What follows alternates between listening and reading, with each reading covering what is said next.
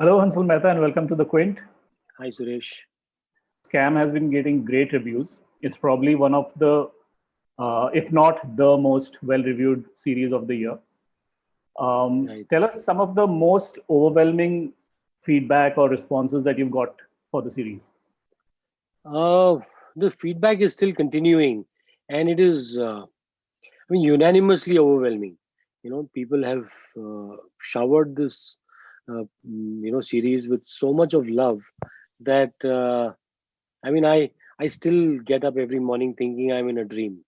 So it's a wonderful feeling. Just few days back, Javed Saab called me. He had binged the show all night, Hmm. him and Shabana ji. And I mean, they just kept chatting with me about, so right from Javed Saab to, yesterday a young director who made Gunjan Saxena, Sharan, he called me. He discussed the show with me. So, people from the industry, cutting across all age groups, have been binging the show, watching it, and, their feedback has been really, really humbling, overwhelming.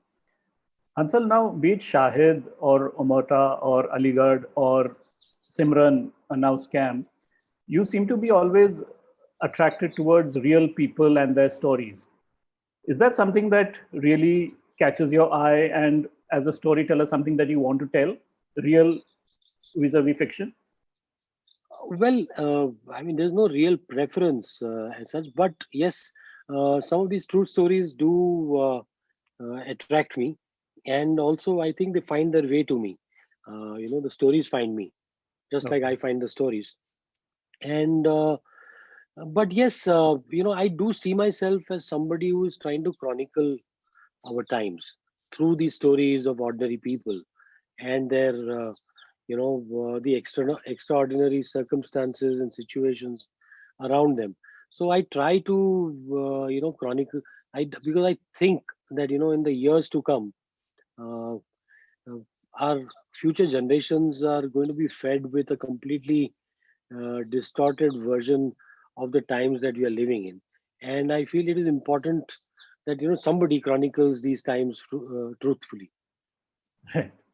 Okay.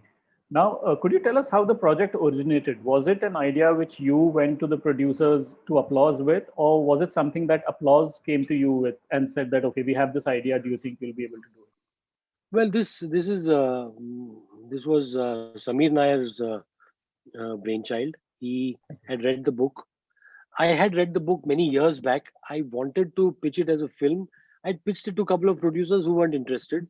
So, when Samir called me and said, I've got this book rights. Why don't you read the book and then get back to us? I said, I've read the book. I've been wanting to make it, and I jumped at it. And this is, I'm talking of November 2017. So Okay. it's been a journey. 3 years from the time I was signed on until the time the show began streaming. So it's been like a real roller coaster of a journey. Right. The basic theme of your series is a financial scam. Right. There is not much that you can bring in terms of visual drama, like most stories that you have nowadays across films or web series, whether it's, there's crime, there's politician nexus, there are cops and robbers. There's a lot of visual drama, there's action, there's explosion, everything happening. Here you have to work with something which is not so, visually dramatic. Was that a challenge that you had as a director? How will you keep your audience engaged, informed through the whole series? I think one, I've never been scared of that. Uh, there's a certain kind of visual storytelling that you get used to, and you believe that that is the only visual storytelling that works. I personally have been a huge fan of a lot of these financial thrillers uh, from the past. Whether it was Wall Street, Oliver Stone's Wall Street, or very underrated Margin Call, or The Big Short. Then shows like Succession, Billions, The Loudest Voice. So I've been a huge fan of these shows. All of them that are they're sort of confined to boardrooms, to corporate, skullduggery, and that has always fascinated me. The challenge, yes, was that this was new territory for an Indian show, or even if as if in any visual medium, this was new territory, and that's where I think my writers, Sumit and Saurav, who have adapted Sucheta Dalal and Debashish Basu's book. I mean, their command over the craft, to sort of make research into an engaging work of fiction, to adapt a dense work of non-fiction into a work of dramatic storytelling. I think the first credit goes to those two of them, and then to my dialogue writers, Weber Vishal and Karan Vyas. I mean, these four men have given me material that goes beyond that need for what you call visual storytelling. This show is as visual as it gets. I mean, set in a world, set in a time that is not very far back, yet it's a world that many people haven't seen. The 80s and the heady 90s. India at the cusp of liberalization.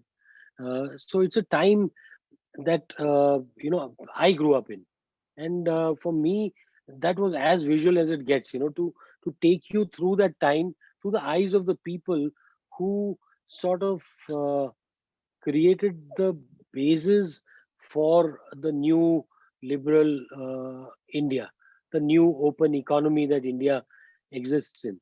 So it is through the eyes. Harshad Mehta was a failure. Harshad Mehta will be remembered as somebody who scammed the system, but he is also one of the products of the aspirations of India that was fast approaching uh, a new liberalized open market. Right. Right. Now, I saw, your writer Sumit Purohit post a picture of a 500-page script. Was that the 500, final 550. 550-page script? Was that the final script you guys went with, or did you sort Yes, of chop it down? that was it was the final script. The draft before that was nearly 600 pages. Okay. Okay. So, how many So hours of content were you looking at when you started off? well, we did not really precisely count. I don't work that way, but in my from my experience, I knew that this would be approximately 9.5 hours, 9 to 9.5 hours of content, and we have come close to that. Okay. Oh. Yeah. Now, Hansal, I want to ask, how much does a cultural context help when you tell a story? Like, does being a Gujarati help you understand Harshad Mehta's world and from where he came from better in any way? Well, yes and no. Sometimes, having too much of cultural context uh, stops you from discovery. It holds you back from the process of discovering and exploring, because you believe that you know a lot. So yes, it is also a disadvantage, but on the other hand, it's an advantage if you are open to exploring the world further. So, and that's what I do. I like to explore, because you sort of like in my film Chhalaang, it's entirely based in Haryana.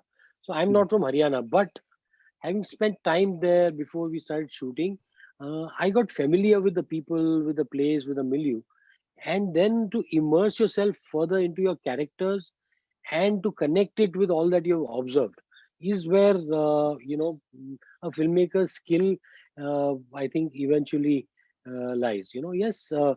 in terms of language, it did help that some of the things, some of the nuances of the language, some of the nuances of the family, particularly families that I grew up at a time that I grew up in. The family structure has changed drastically since that time in urban cities, particularly.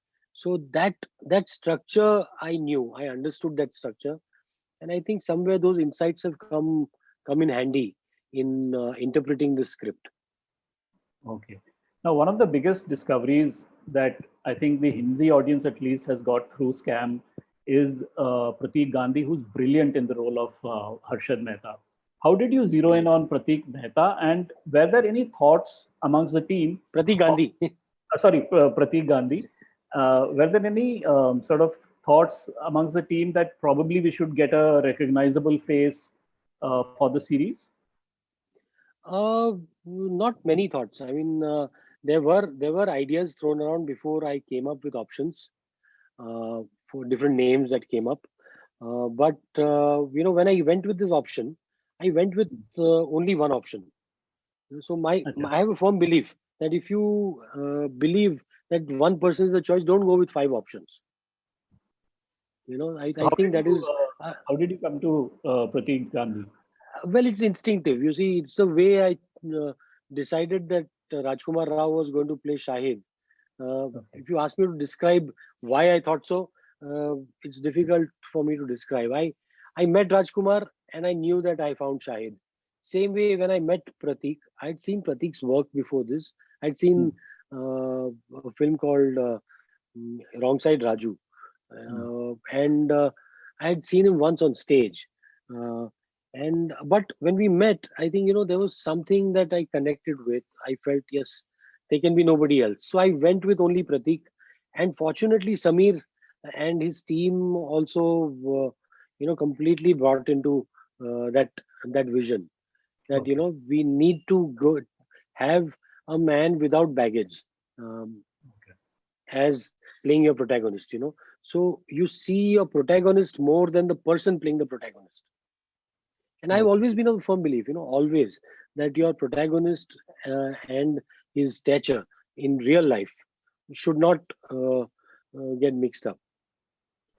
Now, when you ask your actors to model themselves after a person, a real person, a real life person, how much do you insist that they, you know, carry the same physique or looks or mannerisms?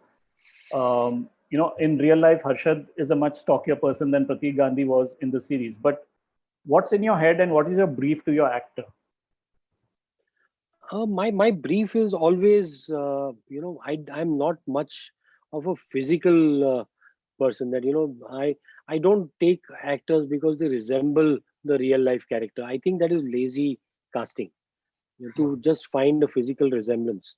I think we have to go beyond that. One is the ability of the actor to grasp the character as a whole, and the character as a whole is a combination of his aspirations, a combination of his whole internal process, that comes out on screen. That how does that character, so your body language, everything that you do is a result of that entire internal transformation, where you sort of make the character part of you. And so I seek that in the actors, and I usually let my actors do that interpretation because I've been blessed with very good actors. So I let my actors sort of build an interpretation, and I see the interpretation unfolding, and I correct them if I think that it's not going the way I thought it was. But very rarely, you know, what I gift my actors with is trust. That when you trust your actors reciprocate with their with their entire self, putting that entire self into the character. So whether it is Pratik Gandhi as Harshad Mehta, or Rajat Kapoor as K. Madhavan, or Hemant Kher as Ashwin Mehta. I mean, each of them, whether it is Shreya Dhanvantri as Sucheta Dalal. I mean, all of them have gone through their own process to uh, to bring the character alive and to sort of make it an more internalized process. I don't know how to describe it better, Okay. but yes, I think what is more important than the character's body is the character's soul that must come across to the audience. Okay. Um, Now, working in the OTT space and not having to worry about, your box office response, is that liberating, or do you miss the thrill of having a big screen release? Honestly, for me, the thrill is to make and to create. And while yes, when you make films, you do sometimes, that the mm, the wonderment and the amazement of seeing something unfold on the large screen, that can never be replaced. That experience cannot be replaced. But there is a lot now, currently as it stands. uh, the OTT space has allowed storytellers to sort of explore many more stories, many more forms in which they can tell stories, and this kind of long form storytelling. I mean, there's no other way you can do it except through OTT. So Scam is an example of committed long form storytelling, which is possible only through this medium.